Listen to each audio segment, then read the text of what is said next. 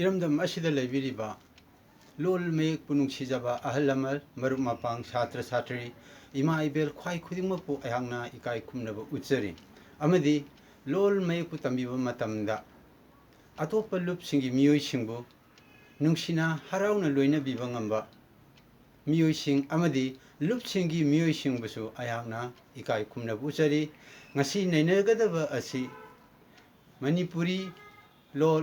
मितै लोल कंगलै लोल असिगी ग्रामर लोनचत पथावकी लोचुम पथावकी मतंगदनी ngasi नैनगदबा मयेकी मतंगनी ngasi नैनगदबा असिना चैनल असिगी ममिंगना मणिपुर लैंग्वेज फीचर अदुगा अयहाकी इमिंगना ngangkham प्रेमेश्वर ngasi नैनगदबा सरुक असि मणिपुरी लोचुम पथावकी मतंगदा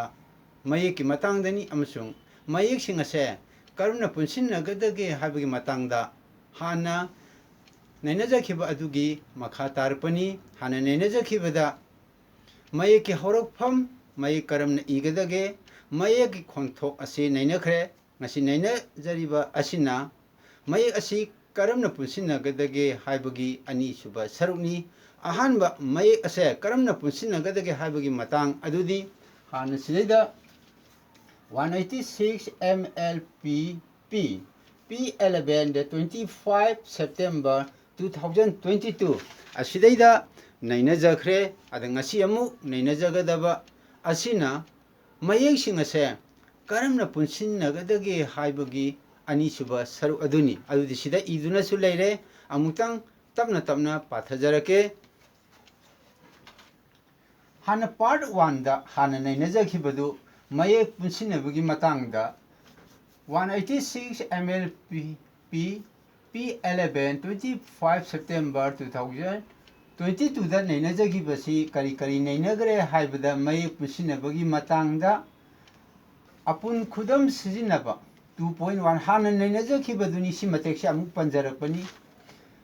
लोनसुम ओइबदा मपुंग मयेकना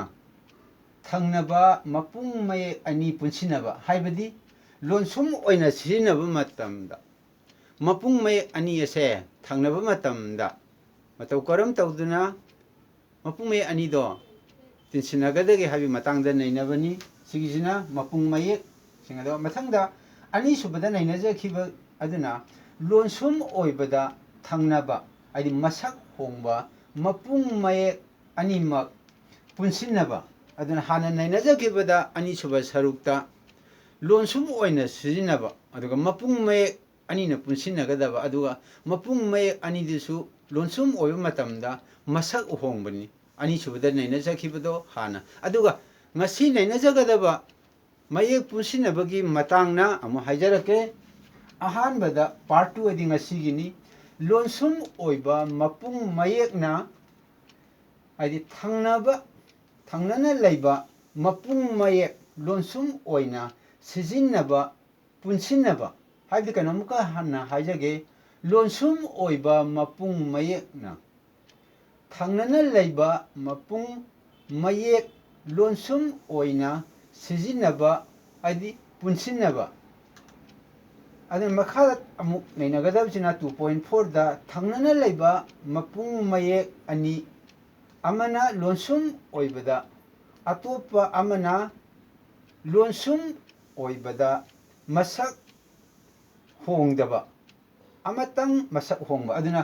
थंगनबा मपुंग मयेक अनि दो लोनसुम ओइरपा मतमदा अमना मसक होंगबा लोनसुम ओइबा अमना मसक होंगदबा लोनसुम ओइबा अदा मथक्ता हारिबसिना लोनसुम ओइबा मपुंग मयेकना थंगनना लैबा मपुंग मयेक लोनसुम ओइना सिजिनबा पुनसिनबा हाइबनिसि मतंगदा अदुदि आई हौजी अमुक मथंग मथंग नैनजरकलगे ngasi नैनगदबा असि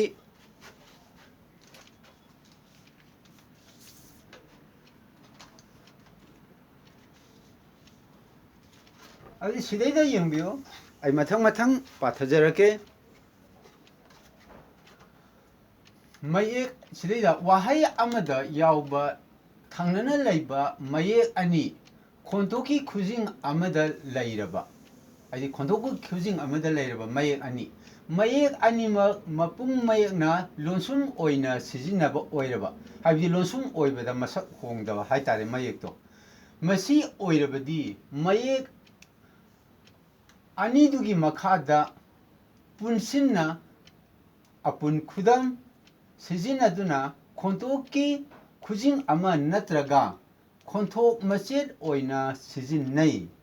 ꯑꯗꯨꯅ ꯃꯄꯨꯡ ꯃꯌꯦꯛꯅ ꯂꯣꯟꯁꯨꯝ ꯑꯣꯏꯅ ꯁꯤꯖꯤꯟꯅꯔꯛꯄꯒꯤ ꯃꯇꯥꯡꯁꯤꯗꯩꯗ ꯃꯈꯥꯗ ꯍꯥꯏꯖꯔꯛꯂꯤꯕꯁꯤꯅꯤ ꯏꯔꯛꯂꯤꯕꯁꯤꯅꯤ ꯑꯗꯨꯅ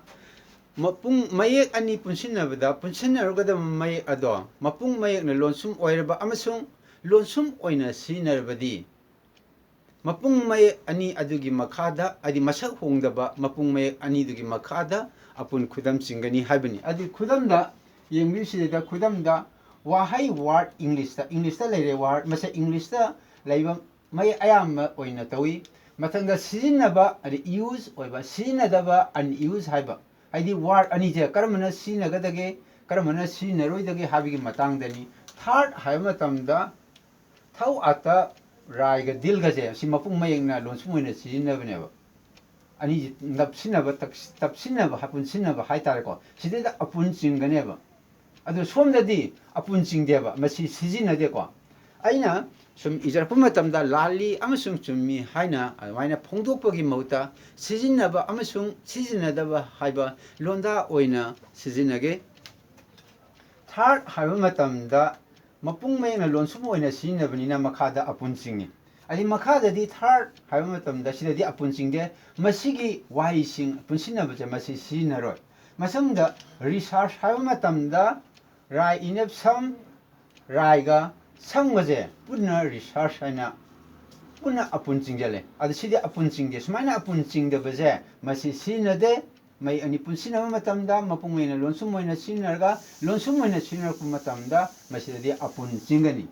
ꯑꯗꯩ ꯃꯈꯥꯗ ꯑꯃꯨꯛ ꯃꯊꯪꯒꯤ ꯑꯃꯨꯛ ꯅꯩꯅꯖꯔꯛꯀꯦ ꯃꯌꯦꯛ ꯑꯅꯤ ꯄꯨꯟꯁꯤꯟꯅꯕꯒꯤ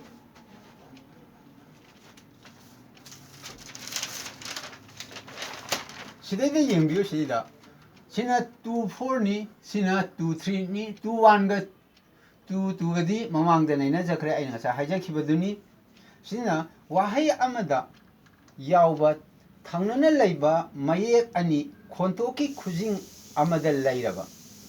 मयेक अमना मसक होंगबा लोनसुम ओइरबा अतोपा मयेक अदुना मपुंग मयेकना लोनसुम ओइना ओइबा मयेक ओइरबदी लोनसुम ओइबदा सक्तम ओनबा मपुंग मयेक अदो लोनसुम ओंथोलगा मयेक अनिदुगी मखादा अपुन खुदम हापतुना सिजिनगनी सिदैदा हारिजरिबसी करिनो हबा मतमदा मयेक अनि पुनसिनबा मतमदा मयेक अनिदु लोनसुम ओइना सिजिनरबा अदुगा मयेक अनिदुगी मनुंगदा अमना लोनसुम ओइरबा अमना आइदि लोनसुम ओइबा मतमदा मसक होंगबा अदुगा अतोपा अमदुना लोनसुम ओइबा मतमदा मसक होंगद्रबदी लोनसुम ओइबा मतमदा मसक होंगबा लोनसुम अदो मसक ओंथोए हारगा अनिदुगी मखादा पुन्ना अपुन खुदम चिंगनी हाबा अमुकन हाइजगे मपुंग मयेकना लोनसुम ओइना सिजिनबा अमने मपुंग मयेकना लोनसुम ओइना सिजिनदबा हाइबदि लोनसुम ओइबदा मसक होंगबा मपुंग मयेक अमने अनिसि पुन्ना सिजिनबा मतमदा मपुंग मयेकतगी लोनसुम ओंथोकपा द मसक होंगबदो अदु मसक ओंथोगा पुन्ना मखादा अपुन सिंगगा मयेक अनि अदो पुनसिनगनिसे अदुदि खुदमदो आई हाजरलगे सिदैदा खुदमदा वाहैदा इंग्लिशता अमन एंड हारे अमन अगस हारे सिजिनबा अमसुंग सिजिनदबा सोंगिजना सिजिनबनी सोमने सिजिनदबनी लाली अमसुंग सुमनी हाजरोय सिदैदा सिजिनबा अमसुंग सिजिनदबा हाइना पंजगे सिदैदा एंड हाइ मतम इंग्लिशता एंड हाइ मतमदा सिदा एंड हारे सिदा अमदी लोनसुमने सिजिनबदा मसक होंगे अमदी दिल जिदि मसक होंगदेबा नादि लोनसुमने मसक होंगेबा अद मसक होंगिबा लोनसुम ओइबदा मसक होंगिबा मपुंग मयेकसे लोनसुम ओंथोगा मखादा अपुन चिंगनेबा अद सिगिजना सिजिनदबजे सिदि लोनसुम ओइजि मखादा लोनसुम ओंथोगा अमने दिलजी मपुंग ओइना लेबजे मखादा अपुन सिजिनदेबा सिगुम मवोंगजि सिजिनदेबा मय अनिदु पुनसिनबदा अमु आगस high मतमदा खिदंगते येंबियो August hai matamda samga tiljiga amana tilji lonsum oire samjina mapung mai na lonsum oine sinabani ada mai ani je punsina matamda mapung mai tagi lonsum oi matamda masak hong baje masak onthoga makhada apun jinganeba asomdadi samji leire tilju sidaida leire aduni sida masaksi onthok tabida onthok pa yabje onthok tabida thamaga makhada apun singdabida si na roiba sidaida makhada apun singani lonsum onthok pa yaba mai aduna lonsum onthokani sumai tawduna mapung mai na lonsum oina sina baje sumaina mathang mathang sina gani lonsum onthok pa yabduna masak hongagodi masak onthoga makhada apun singani aduga mathakta aina hajagiba lonsum oina sijinar ko matamda mapung mai ani do masak hongdrabadi masak hongdrana thamaga apun khudam singani adu itargadi aikona mai ani na punsinaba matamda tinsinaba matamda lonsum haibasima yamna maru oi masigi matangda telapna amatang hajaramge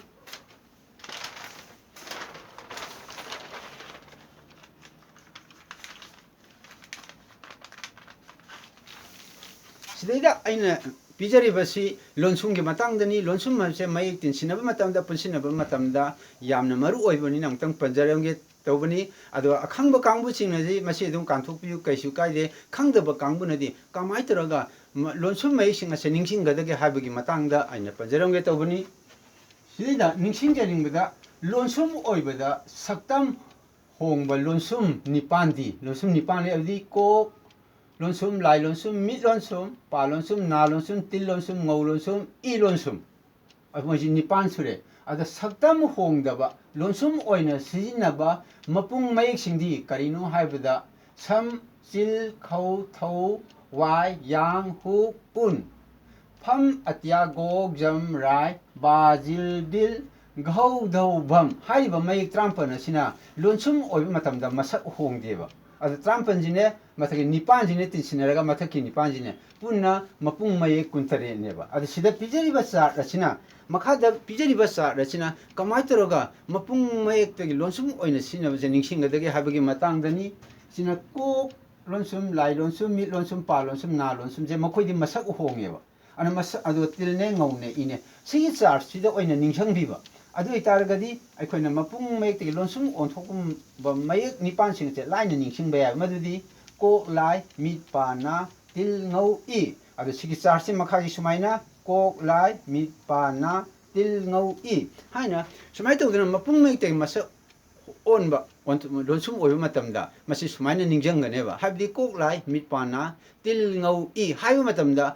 ayangna isana chart ado ningsingbiba adu itargadi yamna phagani haina yamda pawdam jabani atopa mayam amsu leramba yai adu aina khangjaba aikoina ningsingjarpa mai ado miyamda kanagadra haina pawdam jabani ngasigidi matang asida loisilak le haina loba yare channel asigi mamingna manipur language speaker ayaki imingna ngangkham premesor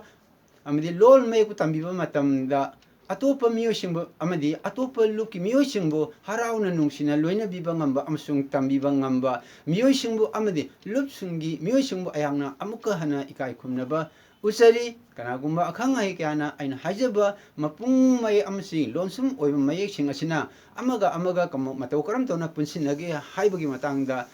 ningsingjaba se ngasigidi matang asida loijare akhangba kangbusingna awara pamen sambirau ai harauna lausinjagani mathangi amu upload tabo matamda mayamu punamu unaminasi ngasigidi matang asida losinjarage channel asigi mamingna manipur language feature ayaki imingna ngangkham premesor